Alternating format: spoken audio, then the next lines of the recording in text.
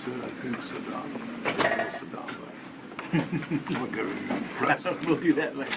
But, but there's a larger thing out there. No doubt, no doubt. Well, Mr. Prime Minister, it's great to see you. It was a pleasure to see you last night in the White House as well. It is the truth that we have no greater ally in the state of Israel. We're honored to stand alongside you, stare down many of the same threats that you do. And under President Trump's leadership, just like you, we are totally committed to achieving peace through strength, through standing with Israel on our side, putting America first, and never backing down from anything. It has been and will continue to be an unbreakable bond between our countries. As you know, I've had a chance to visit Israel 8 or 9 times, spent time with you at the Western Wall, watched the IDF in action, visited terror tunnels, understand the proximity, whether it's the Golan Heights or Hezbollah or the Gaza Strip, the threat that Israeli citizens have been under. And it always struck me the sense of purpose that permeates the state of Israel, living under an existential threat. And I've always had a great deal of respect for the response that country has had. And now destroying Hamas's capabilities in Gaza, Hezbollah's capabilities in the north, damaging the Houthi infrastructure in Yemen, and things that are of great importance to America. Those are all of great importance to us. But in September of 2024, killing the man responsible for the 1983 bombing of the Marine Corps compound in Beirut, killing 241 Americans. You have a long memory. We have a long memory. And may our relationship continue to endure. We're going to continue to grow our defense industrial base. We've supplied munitions that were previously not supplied, that are useful in eradicating radical enemies, and we are committed to continuing to do so.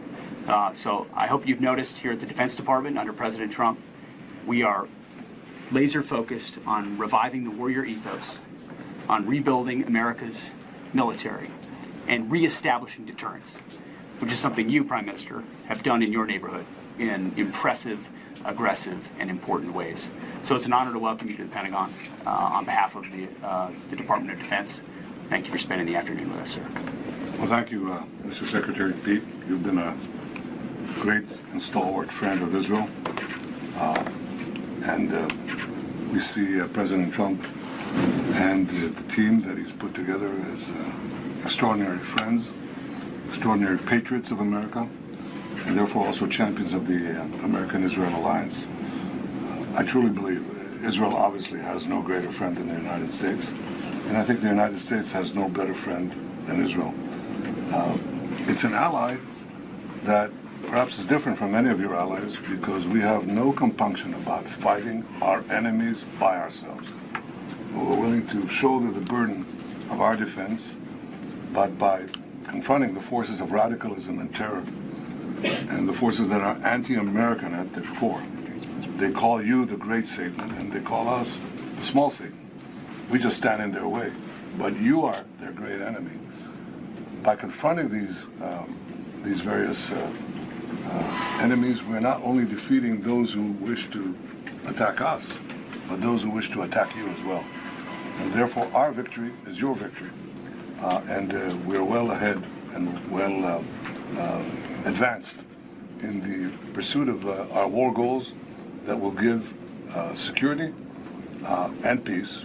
And that's the only way you get it in our region and perhaps in many other regions. The only way you get peace and an enduring peace is by being very, very strong.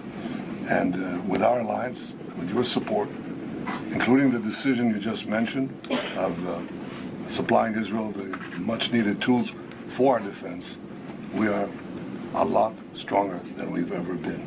I thank you for this warm reception. It's good to see you again, and I look forward to our discussions away from the cameras. Good to see you, sir. Welcome to the Pentagon, and we look forward to the discussions as well. Are you feel about American involvement in Gaza, considering your views and worldview? I would just say to the question of Gaza, the definition of insanity is attempting to do the same thing over and over and over again. And as the President and Prime Minister pointed out last night, The President is willing to think outside the box, look for new and unique dynamic ways to solve problems that have felt like they're intractable. So we look forward to more conversations about that, creative solutions to that, and as the man tasked with leading the Defense Department here, we're prepared to look at all options as we've said before. Looking Mr. at Secretary, Mr. Secretary, do you have a plan to send troops to Gaza? Are you working on options for the president right now that would involve U.S. troops in Gaza? The President is involved in very complex and high-level negotiations of great consequence to both the United States and the State of Israel, and we look forward to working with our allies, our counterparts, both diplomatically and militarily, to look at all options. But we certainly would not get ahead of the President or provide any details about what we may or may not do. That's just bad military planning. That's all we have. Thanks for watching. Drop a comment below. Don't forget to like, share, and hit subscribe to stay updated with our latest content. Until next time, stay informed and inspired. This is Dejobnik signing off.